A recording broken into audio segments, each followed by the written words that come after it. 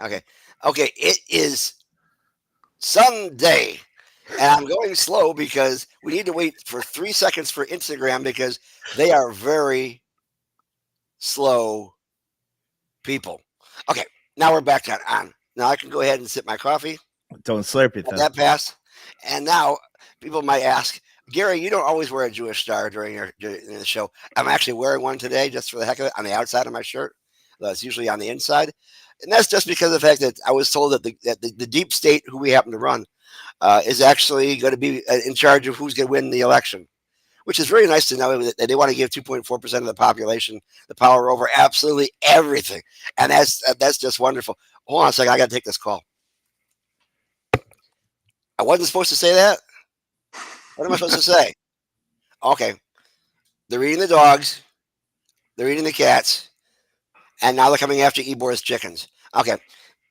So, anyways, we don't have any power whatsoever. So I'm going to skip everything you just heard. Let's forget all that. Better yet, let's get another rotation and find a way to get. In my soul, you're a corner in my heart.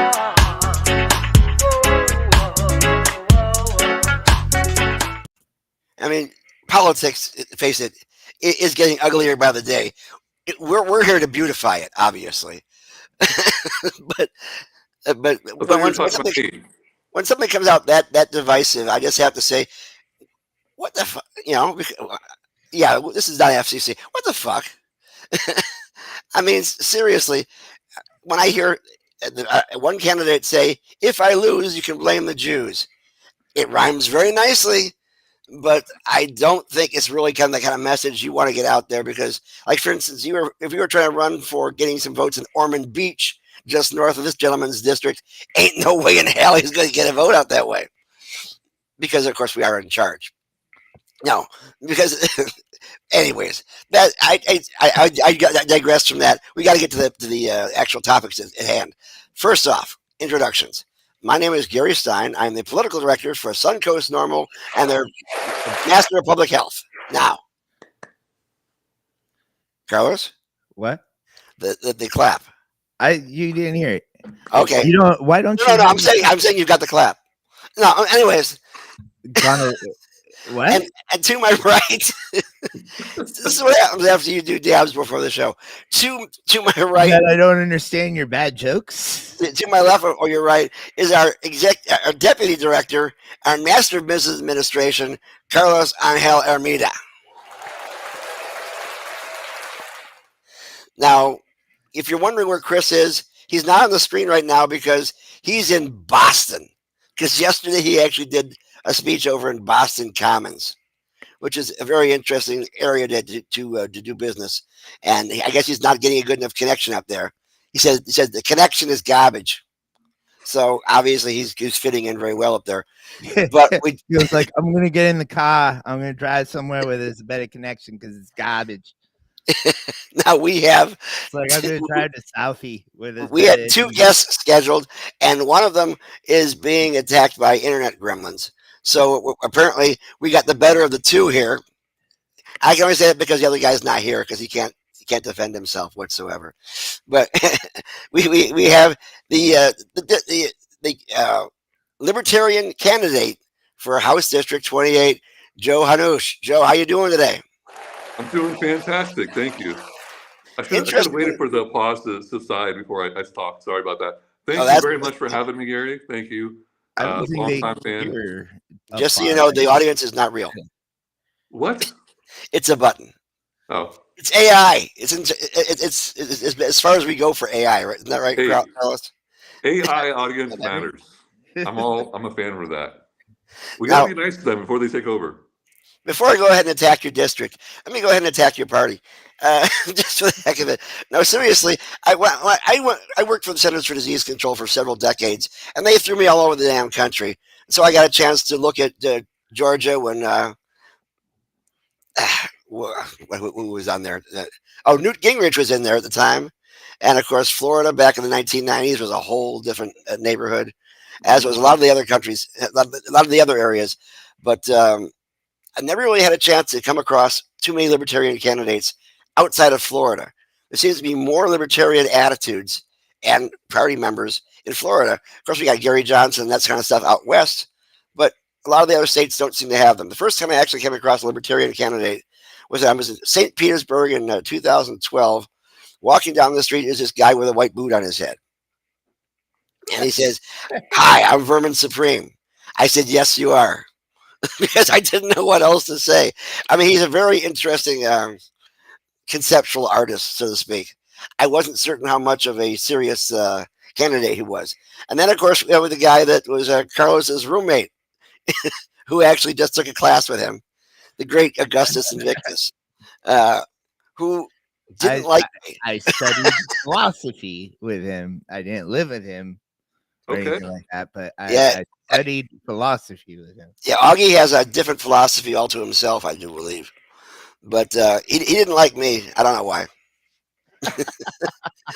But obviously, one beauty of the Libertarian Party is the huge amount of diversity inside of it. Because basically, when you get into the party and you go ahead and run for anything, you basically can be yourself. You're not being told, the kind of persona you need to put out there.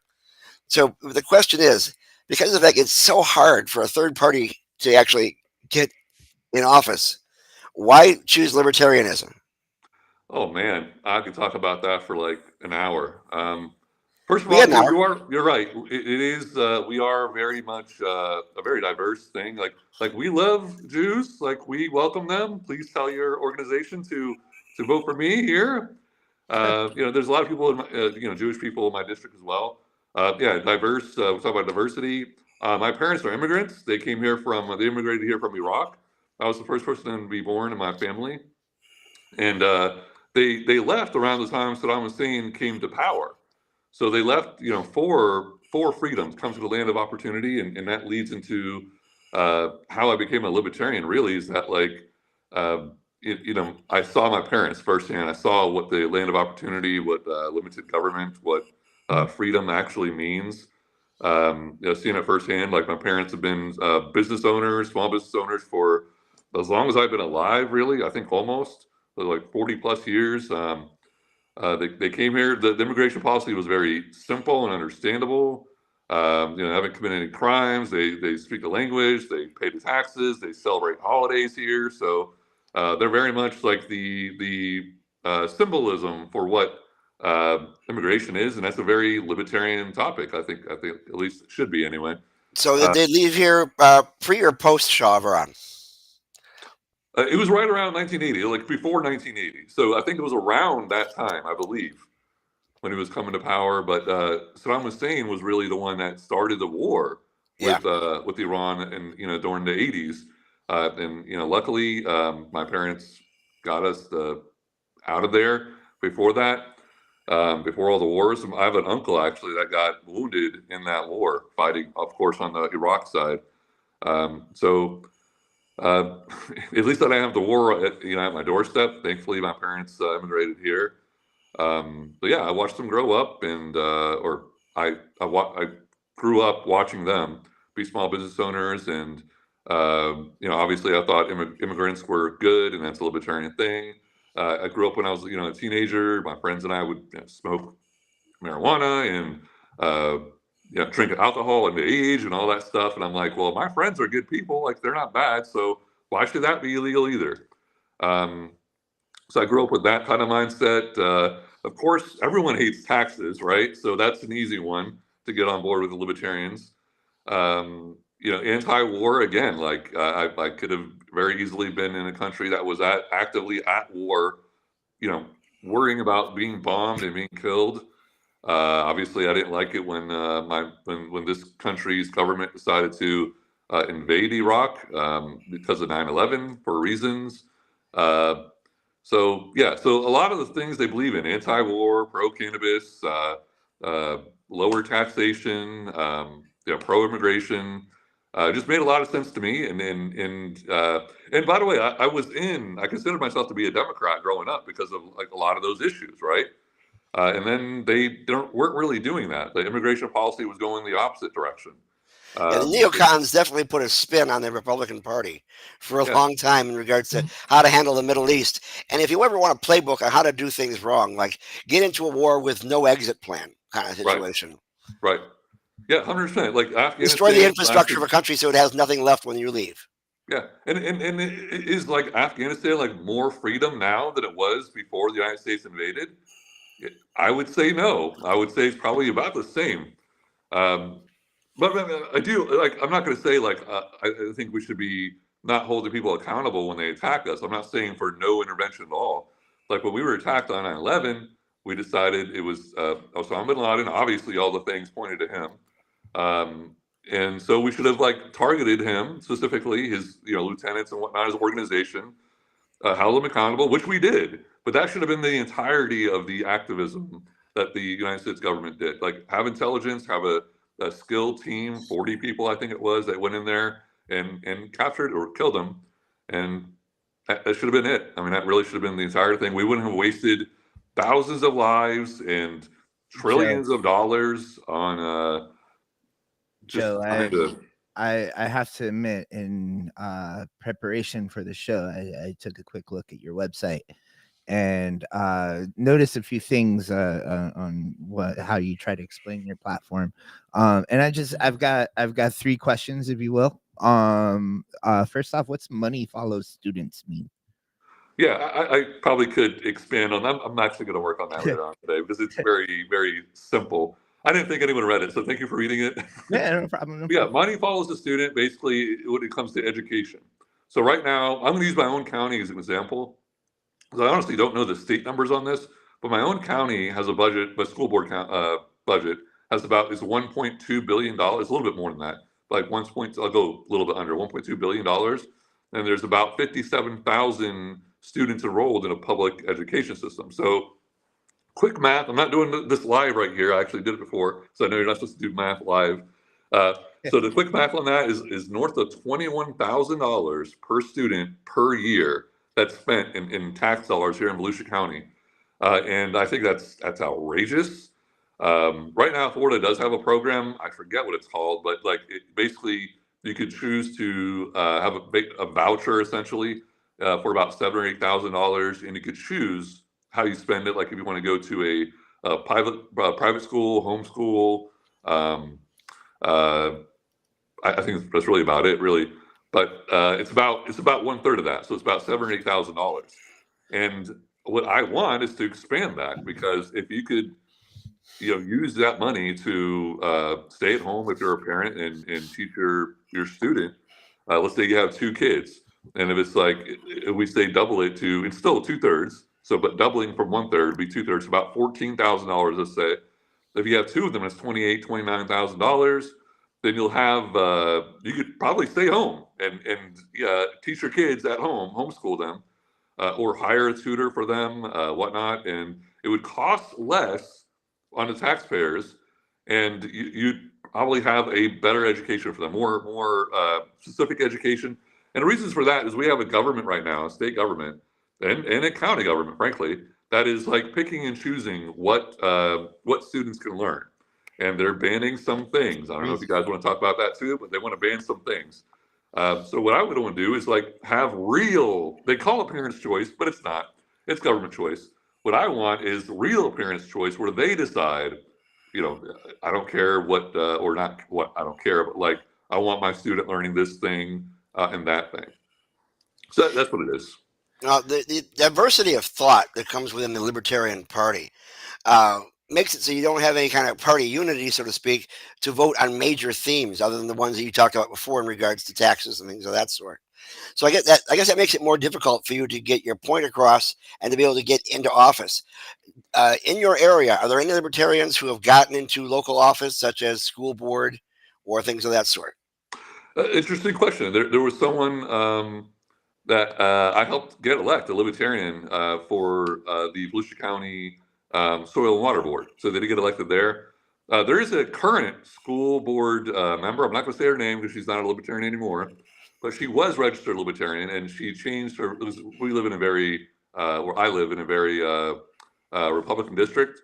So she changed her voter registration before running as a Republican for school board. Okay, well, that's good to know. I mean, a lot of people say that the ones who are running as libertarians are there to get their point across and not necessarily to get across the finish line. I mean, the way I look at it, I've looked at the certain types of candidates. Like, I don't look at Democrat, Republican so much as I look at establishment versus anti-establishment. Like, I'm a small government anti-establishment person, and there are Republicans. And to win here, in my district, you would have to run as a Republican. Like, the Democrat has no chance. So to run as a Republican, like, the guy I'm running against is like totally big government. He's my current city mayor, and he has a record of like growing government, higher taxes, and just and using government to infringe on rights. So he's very much a pro-establishment candidate. So if I would have ran against him in the primary, say as a Republican, I would have lost. So he's a Republican? So he's a Republican, yes. That's what I meant. So I have one more thing to ask you, and before we get too deep into Osama bin Laden and low taxes and everything like that, let's get back to the theme of the show. I noticed Osama bin Laden never paid United States taxes, and I know that for a fact. I noticed on your website that you chose, I think it was carefully chose the words decriminalize cannabis as opposed to legalize cannabis. Right? Did you do that on purpose? I prefer decriminalization, but I'm all for legalization as well. So then, can you tell me like what's the fundamental difference there? Okay, so the fundamental difference is, and I'm sure we'll get to it later, but like right now we have a state ballot amendment, and so this will effectively legalize it, right? Not decriminalize, right, but legalize it. So that's when the government decides to allow cannabis, use, possession, whatever. So what decriminalization is, to me anyway, that's the way I understand it, is that government's not involved at all, whether it's allowing or prohibiting. So basically, you and I choose. So if we want to grow a cannabis plant, or we want to sell it, if we want to possess it, smoke it, whatever, then there's no criminal law against it. Well, there's a difference between, I guess, regulation and legalization as well, because one affects the vendor more than anything else. Other affects the consumer. Right. And we find that to be an interesting difference that a lot of people don't quite understand. And that's one of the reasons we talk about the difference between decriminalization and legalization. That obviously there would be a lot more freedom, and I use the word loosely, in regards to having a fully legal plant, because somebody somewhere is going to want to regulate it somehow. Be it, like, for instance, when Amendment 3 right now, which is one of the topics I want to get into with you and see what your opinion is on it, is that it allows for possession up to 3 ounces and allows for concentrate up to 5 grams. Is that correct, Carlos? I think so. Yeah. By the way, and I've heard this, by the way, and I read it before, and I read it this morning just to prep for this, and there is no mention of any THC percentage at all in the amendment. So no, there couldn't be, because that would be a different topic. Regulating the amount of THC in a product would not be the same as legalizing it, because that's Department of Agriculture versus the legal justice issue, and that is why they couldn't put that in there. And for the same reason why they couldn't put the home grow into this bill.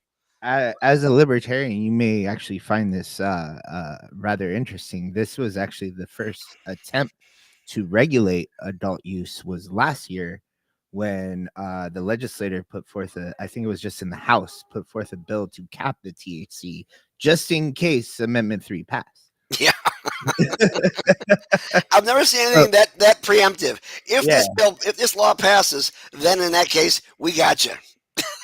Yeah. Otherwise, you're just gonna waste your time. And I find the way that you explain decriminalize and legalize, Gary, to be interesting. And I often, we already brought up Augustus Sol Invictus here, and I often think that, like, if it wasn't for libertarians like Augustus, I would end up being a libertarian. And I think there, and Joe, it seems like you really want to say something, and you'll get your chance. But let me get this.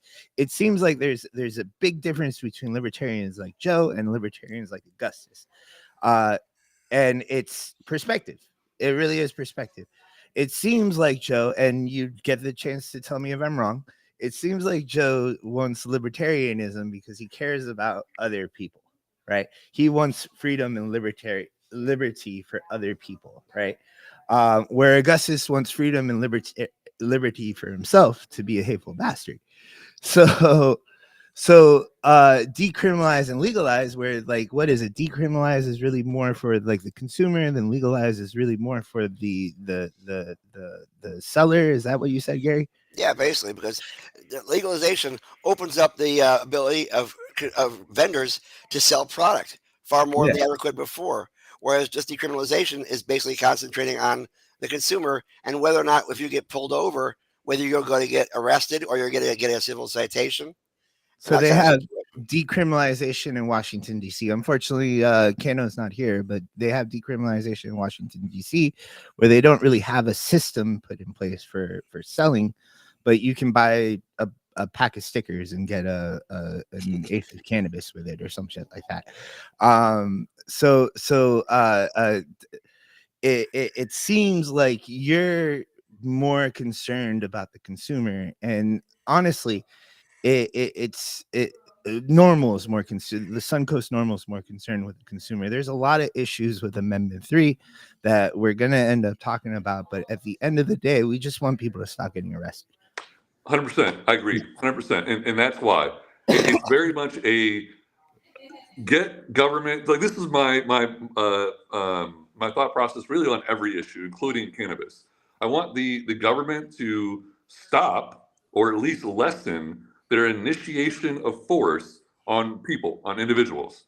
And that's really where I stem from with decriminalization. It's like, okay, well, government can't do anything to harm people, to initiate force on people if it's decriminalized. So that's why I favor that. But I completely understand Gary's point on legalization. Is that, okay, well, now we could have a storefront, you could market it, sell it, whatever. But that would also fall into decriminalization as well. But again, I get it. I'm not against legalization. Again, I'm for legalization, actually.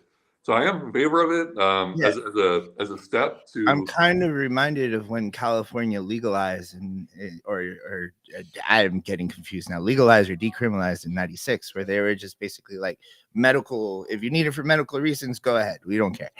Right. And then later they ended up passing Prop 420 in order to make sure that the dispensaries are okay and everything like that. But it seems like decriminalization is just like leaving it up to the market in order to like make your own system, Well, I'm a free market guy, so that it is in line with libertarianism. So decriminalization is the way the libertarians do want to do it. But I hope that's not too bad of a sticking point for you, because I do have some news on Augustus. He left the Libertarian Party several years ago. So I welcome you to the Libertarian Party. There's a link to change your voter registration here in Florida online, and I'm going to send it to you after this stream. So I welcome you back into the Libertarian Party or towards the Libertarian Party. I'm going to brag about this. I got someone from Normal to I appreciate that. I think I've already gone down the Democrat rabbit hole a little too far, but I was too. I was a Democrat originally, and they're not doing Democrat things. They don't believe in like, we have a Democrat president right now, Joe Biden, obviously. We still have cannabis scheduled 1 federally. Mm-hmm. Deschedule it. We had Barack Obama and Bill Clinton, Democrats, presidents for 8 years each. Half my lifetime, we've had Democrats for president. And they admitted to smoking marijuana, right? Like, admitted to, as if it's a bad thing. They said they did. And they kept it, like, they kept peaceful people in prison. They kept it Schedule 1. It's insane to me. And frankly, that's why I'm voting Libertarian. It's because Democrats are hypocrites. Republicans are hypocrites. I left both parties. I hate both parties. I know I just lost like 90% of your audience probably by saying that, but I can't be a part of those hypocrites. I believe in liberty, and that's the Libertarian Party. I believe in freedom, cannabis freedom. Hey, Jim, always in with that good. Jim's a good friend of the Orlando Party there. Oh, Jim Turney. Oh, wow. Oh, hello, Jim. Yeah, he's an elected Libertarian, so there you go. Oh, yeah, he's been involved in Normal. I think going back years ago. So Yeah, big fan. Yeah, normal. I think there's normal's primarily like normal's fits very well with the libertarian idea of things. For sure, yeah. Welcome to the Libertarian Party. There's a much longer post where someone talks about the fact that there are many forms of libertarianism, but far-right, coke-inspired, arco-capitalist libertarianism dominates the Libertarian Party. Okay, I think of who your presidential candidate was in 2016, as in Gary Johnson. Gary Johnson. I don't necessarily look at him and I think that is the pure example of arco-capitalism, or the guy who used to be head a lieutenant governor of Massachusetts. Yeah. Gary Johnson and Bill Weld are not peak anarcho-capitalists. They are peeling the onion, the layers of the onion, the rotten layers of the onion of government back to get to get to the good stuff, I guess, if there is one. But it's government, so there's no good stuff. Well, just so you know, I think both Carlos and myself essentially are party fluid, as it were. We basically go after the candidates as opposed to the party, and that's the way it should be. I am a registered Democrat because come at least primary day, I want to have somebody I can vote for. No, it's perfect. It's okay. We still have those primaries. I don't even get a damn ballot if I go in NPA. Hey, you know what the Democrats did in Florida though for the primary for the presidential preference? You didn't have a choice. It was Joe. All the Democrats in Florida did was submit Joe Biden's name. You didn't have RFK Jr., who was running as a Democrat at the time. You didn't have Dean. I forget his name, but Dean was a Democrat congressman running for Congress. The Democrat they excluded them. So I thought that was anti-democracy. What's going on with the Libertarian Party of Florida? Is that a thing? Yes, it's a thing. I am running. I am actually the candidates committee chair of the Libertarian Party of Florida. Very cool. I am trying. We have we brought him up a bunch, but that's what Augustus essentially did was just like he's not a libertarian. He's a Republican now. So that's their problem. Yeah, well, before he switched to Republican, he went and wreaked havoc on the Libertarian Party of Florida. Yeah, and that was a little bit before my time. I joined after his when he ran for office in Florida as a Libertarian. I voted for the other guy, Paul Stanton, and Paul actually lives in or used to. I don't really talk to him anymore, but like at the time. He lived in my county, so he actually invited me out to my local affiliate. Not only do we have a national Libertarian Party, we have a state Libertarian Party of Florida, and we have a Libertarian Party of Volusia County. So cool, very cool. So I'm very involved in my local affiliate. We have like I think 10 candidates running. We have a U.S. Senate candidate running, Fina Benowen, who's running against Rick Scott, and of course we know him. He's a big government, Rick Scott. And whoever the Democrat is, I don't even know what the Democrat is, honestly. But Fina Benowen, if you guys don't know Fina, oh my God, you got to have her on. You got to talk to her. You got to look her up. She's an amazing person. I would vote for her just because of her, but her policies are like the icing on the cake. So she's awesome. Of course, we have Chase Oliver running for president as a Libertarian. He's awesome too. There's supposed to be an event up in Duval County, I think October 5th or 6th. So I'm going to go up to that and meet him in person for the first time. But yeah, there's an event, I believe a pride event up there where the local Duval Libertarian Party is going to have them. And I believe Fina is going to be there too. I'm not sure, but if you're in the Duval area in October 5th and 6th, so check that out. You're going to meet some great candidates. And yeah, we have a bunch of them. I can go down the list. So we have Nathan Slusher, who's running in North Brevard County, or the Titusville area. He's running for the county commission there. It is a partisan race, so you can help support a Libertarian there. He's running a very active campaign.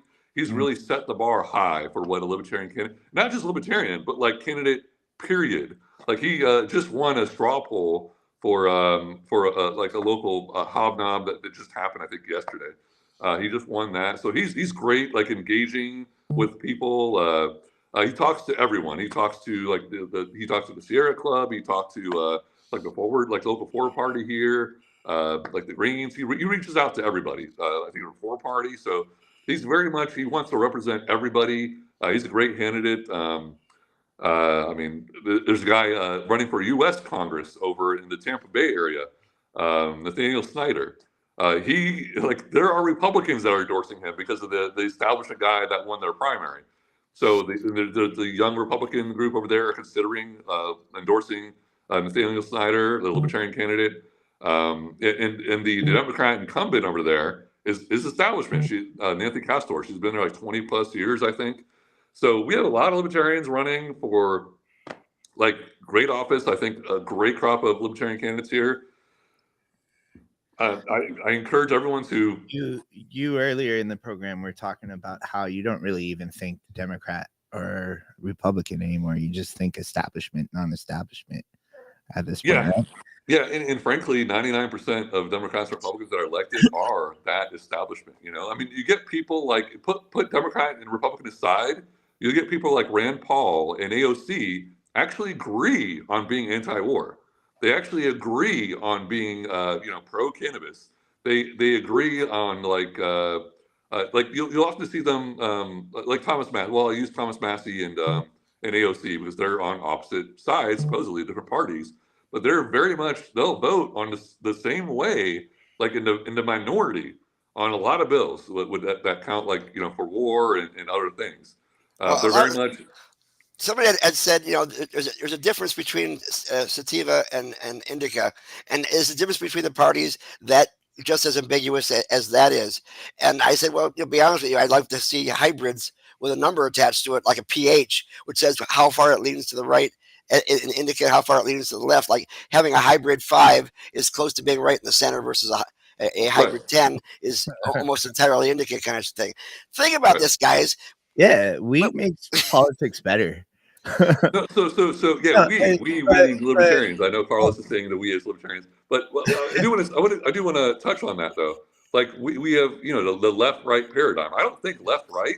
I think like north-south. Like there's something called the Nolan chart, which I encourage everyone to. Well, before you get into that, Joe, let's focus on cannabis for a second.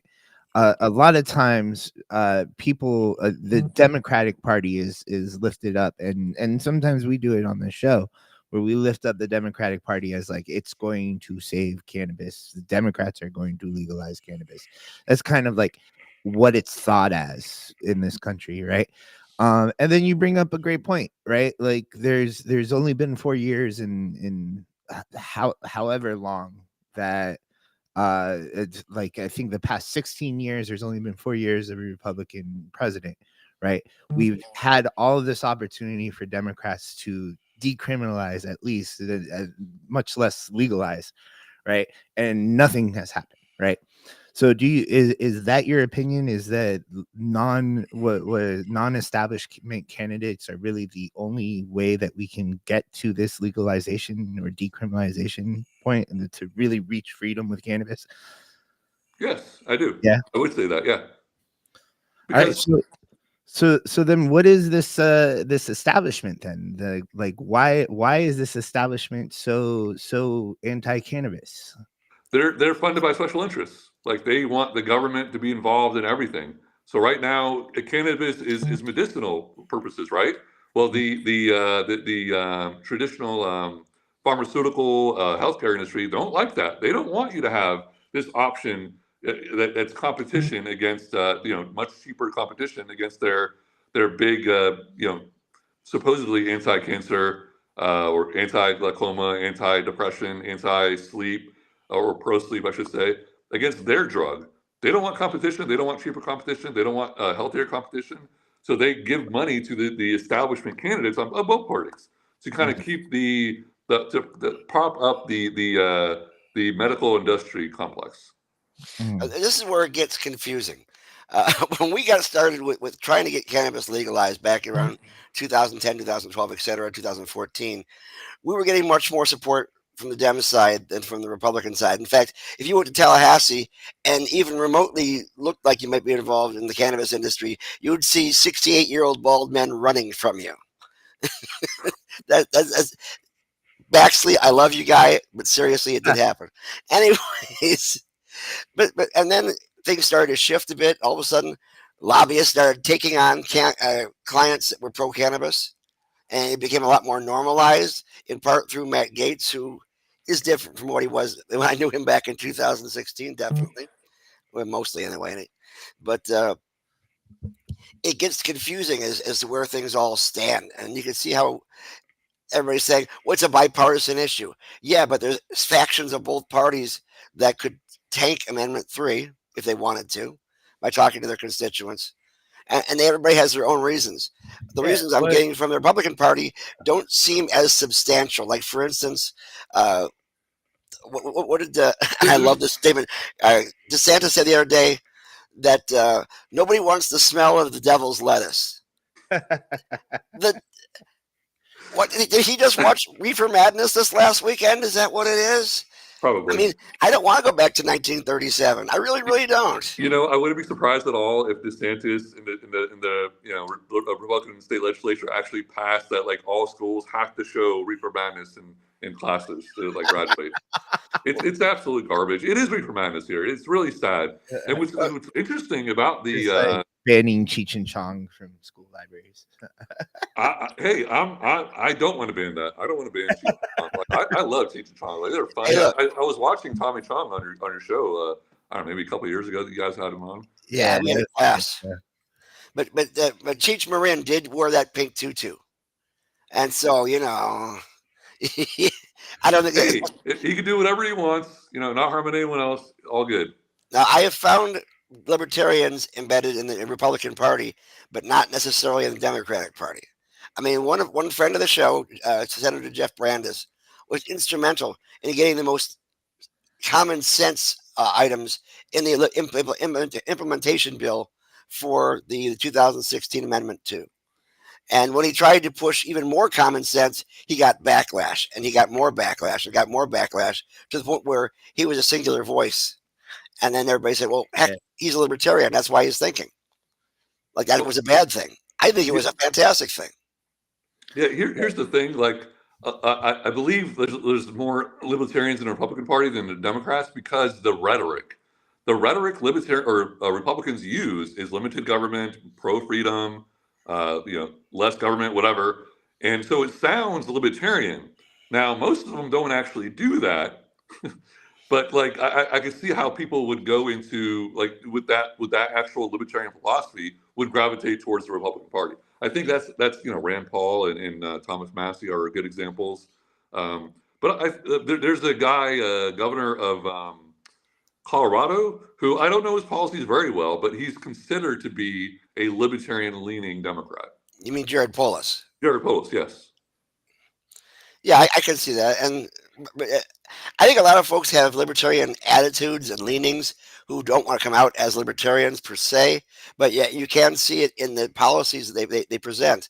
But the problem, the way politics are, it's always a matter of a vote of the masses, so to speak, even when it comes within the politics. So if you don't have enough people thinking exactly the same way you are, you're going to have a hard time getting your bill passed. Right. So here's where the libertarian perspective is different from Democrats and Republicans in quote unquote establishment.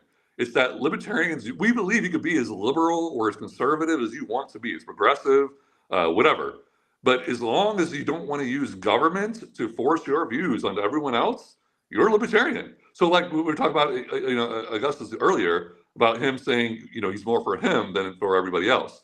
Yeah, there's a difference. Like, we've heard, don't tread on me. Don't tread on me is very Republican. Don't tread on anyone is libertarian. Yeah. So I don't know if you guys know Heather, I forget her last name, but she's a fellow Floridian. She's active in the cannabis community for several years. But she does Buds for Vets. But so she's like, I actually bought a shirt from her at my first state convention with the Libertarian Party. And it was like, don't tread on anyone, said on there. So that's good. I still have my Steve Edmonds for state representative t-shirt. It's him, by the way. Yeah.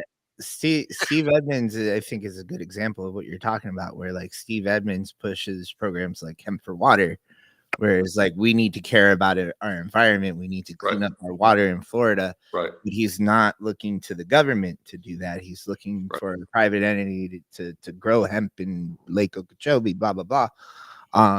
So that makes sense. Yeah, I'm all for that. And if we want to touch on the environment, like part of my what's it called, platform for the environment is very much whatever. Like I can impact state land, right, by making state law public land. So what I would want is to get stop poisoning our soil, our environment there. So I would want like Florida friendly landscaping, and to be less cost, less poisoning of our of our landscaping, and you could grow food later. Like I hate seeing those signs, and I know a lot of people are going to be upset about me on this one because, and again, I used to be there too, but like you'll see those little signs saying warning, don't step on grass for 24 to 48 hours, and it's because there's poison being put on the grass to keep it looking that way. So I'm very much like, hey, replace St. Augustine grass with cannabis plants. I'm okay with that. Yeah, I'd rather have weed plants than grass. Right? Grass. Or food. Let's start with food first, and then we'll do cannabis too. No, let's start with cannabis, and then we'll go to food. That's typically I'm good with that too. I do that. I typically like to smoke, then order my pizza. Does the Libertarian Party of any state have any kind of platform that is so singular that they make everybody agree to one particular topic? Like, for instance, is the official position of the Florida Libertarian Party to say yes on 3? Yes. Mm-hmm. Does that not go against everybody having their own choice if they make a decision for the entire party, or was that by consensus? So the Libertarians, we believe that government shouldn't be forcing your hand. Like we, as the Libertarian Party of Florida, the organization, we're recommending Amendment 3. We're not forcing you. We don't even want to use government to force you to vote for 3. That's the difference. You don't think libertarians should tell other libertarians how to be libertarian? I mean, yeah, I guess I'm not a real libertarian. No, Joe, I'm okay. Here's another reason why I'm not libertarian. Uh-oh. Okay. I thought I got you already. Come on. You might get me after this. Okay. All right. It really does seem like a libertarian candidate pops up on a ballot whenever it seems like the Republican needs a little bit of help. No, it doesn't seem that way. No. Well, it seems to me that libertarian candidates don't really take away from Republicans. They take away from Democrats. They take away from both. They take away from both. They take away. Like I look at it as like a libertarian being on a ballot gives the voters more choices. Like any vote a libertarian gets, otherwise not voting, it would either be that voter not voting or they're voting lesser of two evils. So having a libertarian on the ballot gives them someone to vote for. Okay. So I mean, really, without a libertarian candidate running, you have voters either again not voting or they're reluctantly voting for a Republican or Democrat. And by the way, it's both sides. Like there's not like we're not like taking away votes from Republicans or Democrats more so than the other. Like there was Chase Oliver, actually. He was running for U.S. Senate in Georgia in 2022, and he caused a runoff because neither the Democrat or Republican got 50% plus one. So he got enough of the vote where they had a runoff, and the Democrat ended up winning. So, I mean, I don't think it's away. And plus, my own district, again, like this is my 4th time running, right, as a libertarian. It's a heavily Republican district. Like I'm not, if anything, I'm not. And by the way, the last time I ran in 2022, there was no Democrat. Like literally, I could have, like, if I wanted to help the Republican, I would have not have ran. So no, we're very much, and again, like the Libertarian running against Kathy Kessler in the Tampa area, with Daniel Snyder, he could easily not run to quote unquote help the Republican, but he's running because the Republican sucks too. So like you don't run as a libertarian to help either of their parties. Like we recognize that both parties are not good.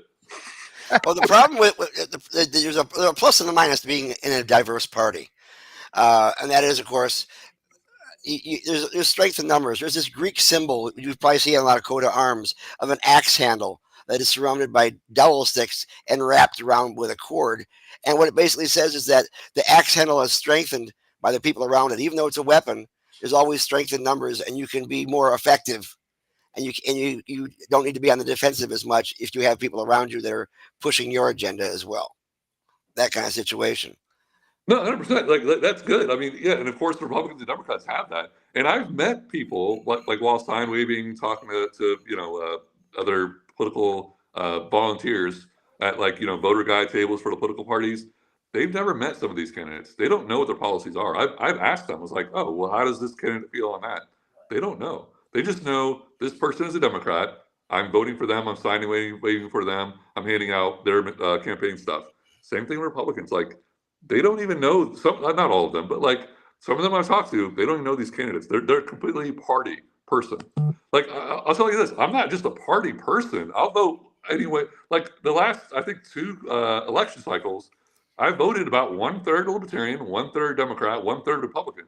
Like I'm not like, Libertarian is great. They are, but like I'm not saying like, well, if not Libertarian, then I'm going to vote Republican or I'm going to vote Democrat. Like no.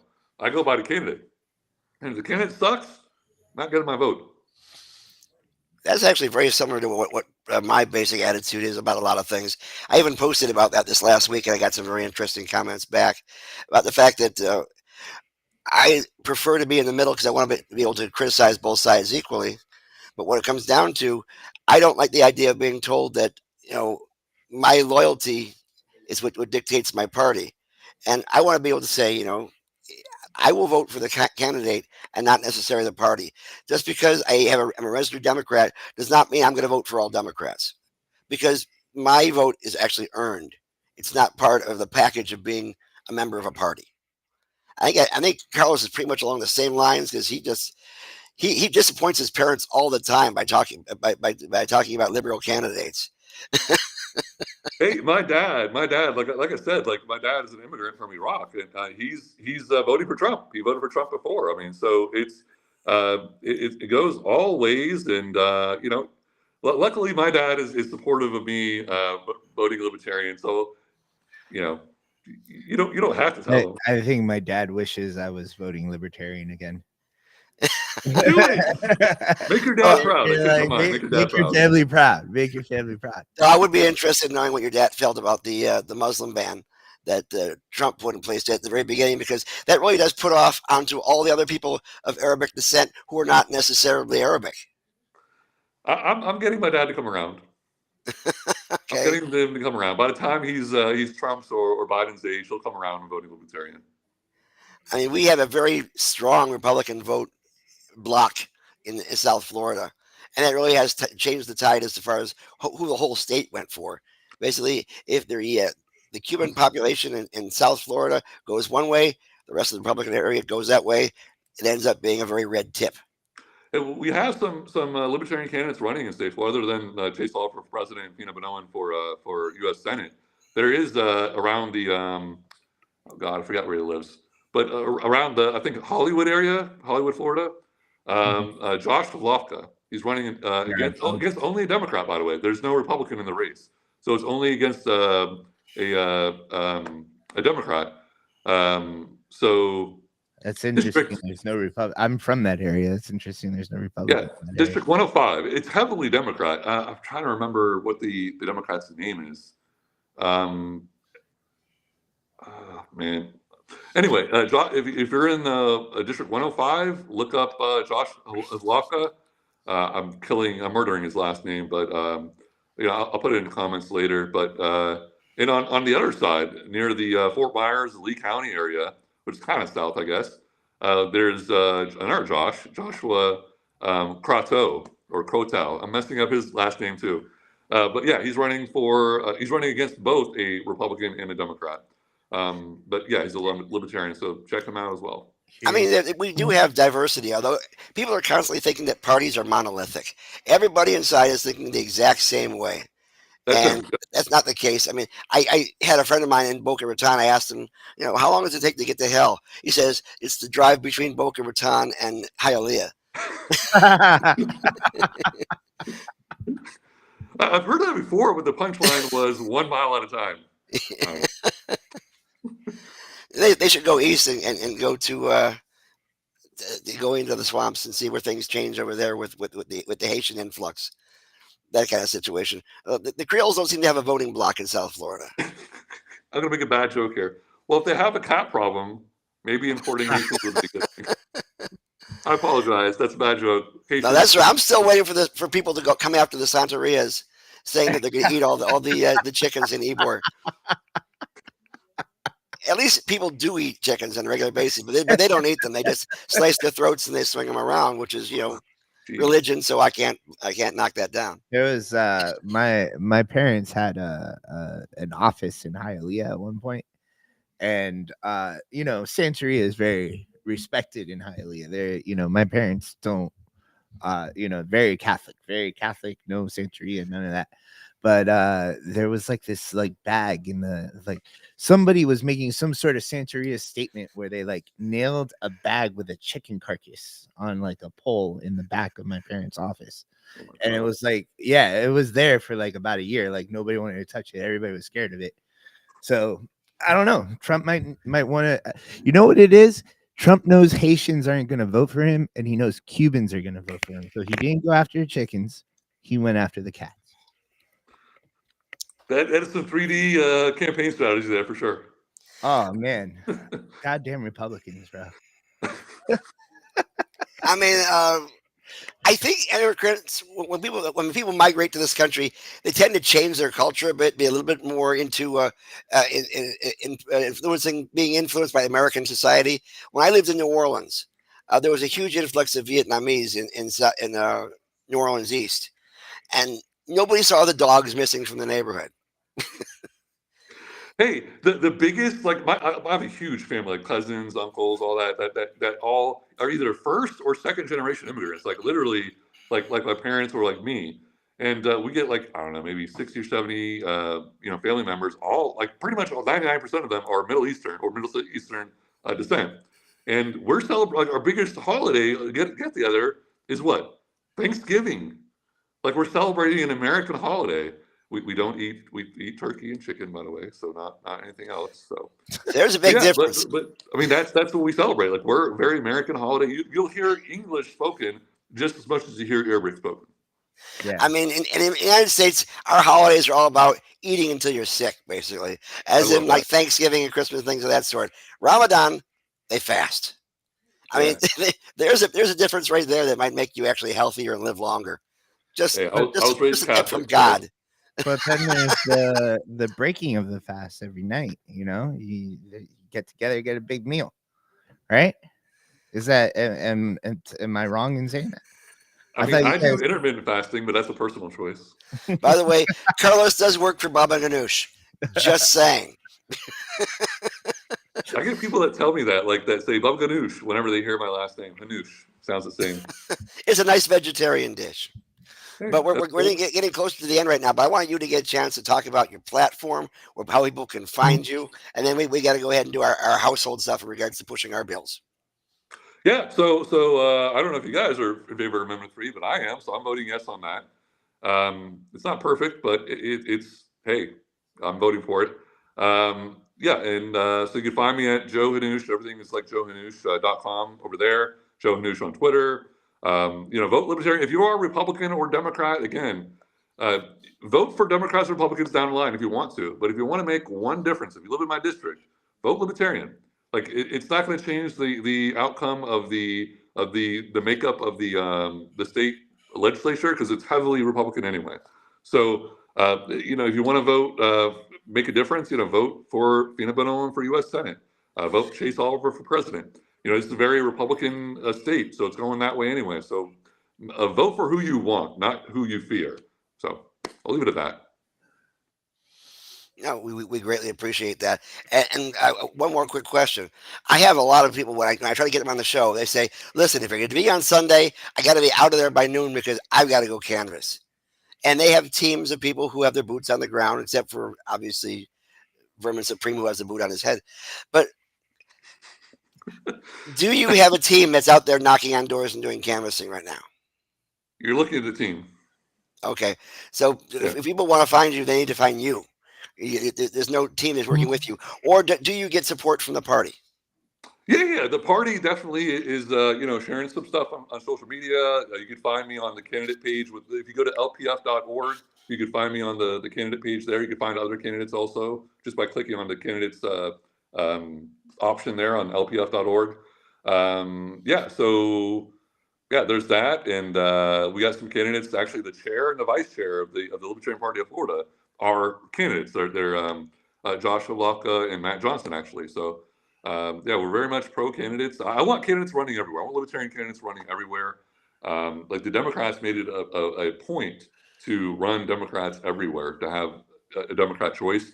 I want the same thing for Libertarians. So I'm actually running for LPF chair the next time around and the year's future to promote candidates that's getting our ideas out there. I think voters deserve another choice. It's not about like, should Libertarians run? I think voters deserve having us run for office. And thank you guys for having me on here. I appreciate it. I'm glad I turned Carlos into a Libertarian. I know he's going to run to go online and change his voter registration. Gary, I guess I got to work on you more.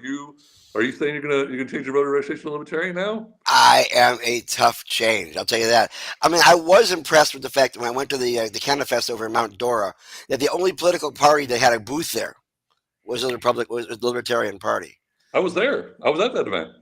Yeah, and I may have bumped into you. I think Matt was also behind the counter as well at the time. Yeah, no, which is a long drive from Volusia County, so it was nice. I'll tell you this too, Joe. The Libertarian Party of Florida put a lot of effort into fighting those hemp bills last year. Whole lot of effort. And we are in favor here at Suncoast, which is a good thing. They were trying to ban hemp. Yeah, well, the Libertarian Party was like, no. Yeah, we are doing our best to make certain that we also support the fact that those people who are hemp dealers, who are dealing with the various products that are quasi legal thanks to the Farm Act, to be able to have an industry. Like you said, small business is important, and the way that they've set up this industry here in Florida basically have shut out the average businessman and only left the millionaires and multi-state organizers or organizations, which has not done the best for Florida. I'll tell you that. We have seen products in other states where they don't have don't have vertical integration. They have smaller grows. They have smaller businessmen, and they have a huge diversity of product, better quality, lower prices, the kind of things that the libertarians are looking for. Right. And yet, Amendment 3 is not going to change any of that, because it is going to give the right to sell adult use products to the current MMTCs. And they say, quote unquote, and other state approved organizations, which is very, very broad for the reason that the vagueness allows that bill to get in. So we can go ahead and change it with the legislation once it gets in. And we're going to be working our ass off this year. And we would hope the libertarians join with us in doing the things that we're trying to do, which are basically all patient centered. Like, for instance, we have a patient protection bill, which basically says that if you have a medical card or if you use cannabis for the benefit of your health, especially, you shouldn't be kicked out of a medical institution or having your medicine taken away if you're in the hospital, if you're in a assisted living facility, and you can't be taken off the transplant list, which is what's happening right now. Also, we believe that if you are using cannabis, again, medicinally, and you have kids in the house, the DCF can't just walk in there and say, "Oh, you have a medical card for your treatment of PTSD. We're going to take your kids away." There's no medicine out there that makes that happen. Right. So the bill that we have written basically says that you cannot remove a child from the home for cannabis use alone, because there's always other instances that would cause that. But this would remove that. And we're looking for that. And then, of course, we have employment protections. We want to make certain you don't lose your job or don't get your job because you have a medical card, which allows you to use the cannabis when you're not on shift and when you're not on call, so that you can be a better employer, a better employee, because you're stronger and you're healthier and you think better. Right. No. And we're hoping that can spread to the first responders, because they can't unsee what they've seen. And they're dealing with a lot of stress, which includes PTSD, which is untreated. And the only thing that they're being offered right now by the good sheriffs of the state, and I'm talking to you, FSA, that yoga and acupuncture and the other various things that you're offering right now, cognitive therapy, is not working. You're having wounded warriors going back out there, and we know what happens when you try to play hurt. Chances are things are going to get worse. And so we're hoping that our first responders, as in the police, as in fire, as in paramedics, get that chance. Absolutely. And of course, if we do stick with a medical program, we want to make certain there's more qualifying conditions that are allowed besides just the 10 they have right now, because the doctors are having to do a lot of gymnastics to get people their card. And we have a bill that allows home grow in a way that the legislature will appreciate it, because it allows organizations to create home grow centers that you can join in, grow your own stuff under expert tutelage, and that way, and the state can know how much you're planting and how much you're harvesting. Basically, they shouldn't have to know it, but their basic concern is diversion of product, and that you're going to be going out trafficking the stuff that you sell. But if you're growing your own medicine, you're not going to hand it out at Halloween. Right. The thing is, it's your medicine. It's how you get to be healthy. So those are the kind of things we're looking for. These are the kind of things we're going to reach for help. We even have a Second Amendment bill that basically says that your right to own a gun has nothing to do with your ability to utilize cannabis. 100%. It shouldn't whatsoever. Get that damn box out of the way. Find some other way to regulate it. But that doesn't make any sense. Gary, you're more libertarian than I am. Well, I got to tell you, those bills, we've had a hard time getting both Democrats and Republicans to file them. Like I said, establishment. Gary, you should run for office. I agree. I think Gary should. I think that very much suits Gary.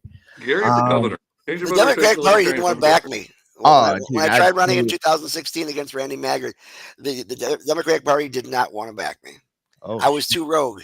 I guess I don't just follow the line, you know? Looks like you're libertarian now, so maybe the Libertarian Party will listen to the Libertarian. Carlos, he's right. Oh, so yeah. If you're a libertarian, do you get money? Do I get money? You I'm just wondering, because I don't get paid that well to do this. Yeah, you're gonna. And if you want to pay me, I'm all about the quid pro quo. All right, Gary. Here's it. Gary. I know you're not really a gambling man, but maybe you need money, so maybe we can make a bet. Okay, let's make a bet. Let's make a wager, so to speak. It's September 22nd now, right? So next month is October. We got about a month away from Halloween. Yeah, I'm willing to bet in about 2 weeks we're going to start seeing news articles that we need to be careful because there's going to be marijuana and Halloween candy. And I bet you $20 that it's going to be 2 weeks. I mean, our governor has said that if this bill goes through, if Amendment 3 goes through, that kids are going to be allowed to have up to 20 joints to come to bring to school.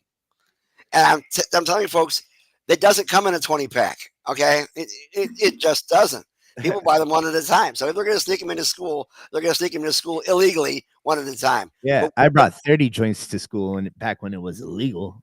But the smoke shops, MMTCs, nobody gives this product to people under the age of 21 unless you've got two doctors that have written off on it for a medical card.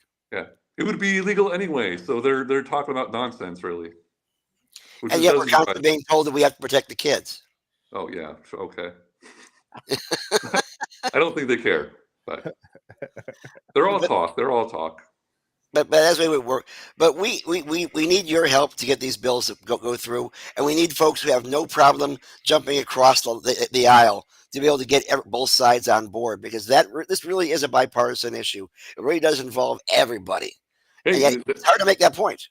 No, and the one about DCF taking away your kids for a medical marijuana card, that is literally what I'm talking about. That is the government initiating violence on a peaceful person, on a patient, no less. Taking away their kids, like that's and it costs taxpayer money. Like there's nothing good that comes out of that. It's all bad. Well, as far as not so much worried about the taxpayers' money as far as the effect on the kids themselves. Being thrown into the system is probably the worst thing you can do for a kid's emotional and physical health. Yeah, 100%. Yeah, no, it's all bad. It's all bad. Everything's bad there. If I get elected, email me, do whatever. I'm going to submit that bill for sure. Okay, I'm going to hold you to that. Please do. Please do. I will do it. 100%. I was afraid you were going to wager about something having to do with me changing over to the Libertarian Party before the election, because I wouldn't bet on that one. You want to make a bet that you'll? I think if me and Joe got together because now I'm Libertarian. I feel it now in my loins. Okay, well here's the problem. Libertarians, I think it is by bylaw, have to have salami on their Cuban sandwiches. No, that's not true. That's the thing you don't understand. This is the beauty of the Libertarian Party of Florida, is that you have the freedom to have Cuban sandwiches with or without salami. Now, is that with the yellow mustard or the spicy mustard, the deli mustard? Because that's also good too. And do they put in potato sticks?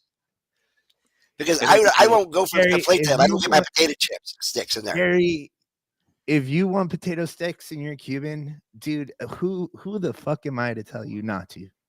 All right, you have yourself some salami and wrap a bunch of potato sticks on the side and in the sandwich. I don't care, man. You eat your Cuban sandwich and have a joint with it too. One more quick question: can you use lard when you make baba ganoush? And if so, is it still halal?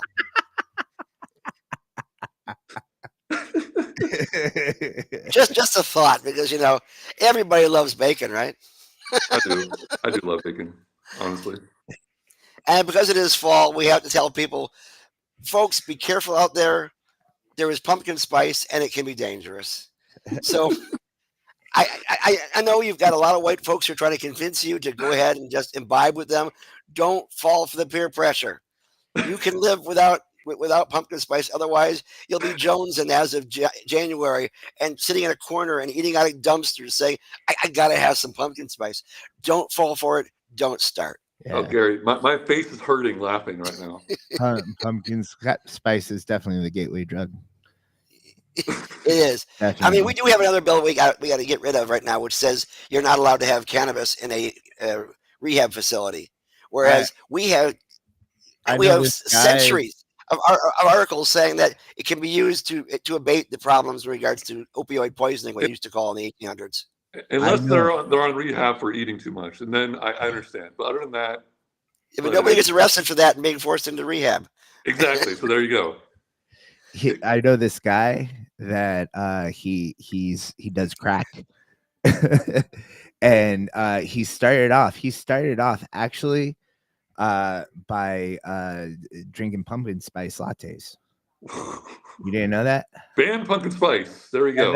And then he started smoking weed. You know what? I mean, I've smoked weed. I've